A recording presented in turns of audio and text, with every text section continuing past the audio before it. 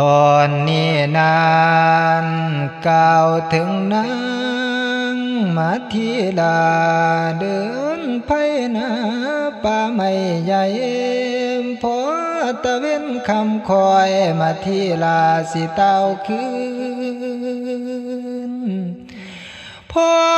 นั่งมาหอดห้องเขาหอมหอมบนเปลี่ยนหอมพ่อแต่มาหอดห้องเขาน้อยแปลกกะใจด้วยว่าเทวดาดาวได้แปลงกายกับเพชรดิเลศกากะทำให้สู่ซึ้งตนหนึ่งทำตัวให้ได้แปลงเป็นเสือโคร่งขยุงแดนเต้นดอกตันไว้อันปองทั้งตัวหนึ่งแปลงเป็นเสือ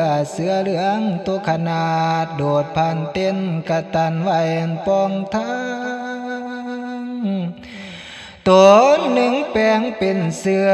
ราชสีสัตว์ใหญ่จังว่าตันปองไว้ดอกทางนานหอมผ้าอ่านว่ากันละยา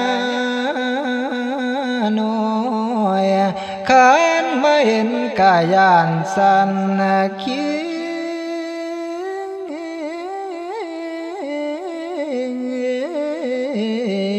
งสาบานแข็งกระด้างยังบ่เป็นโอ้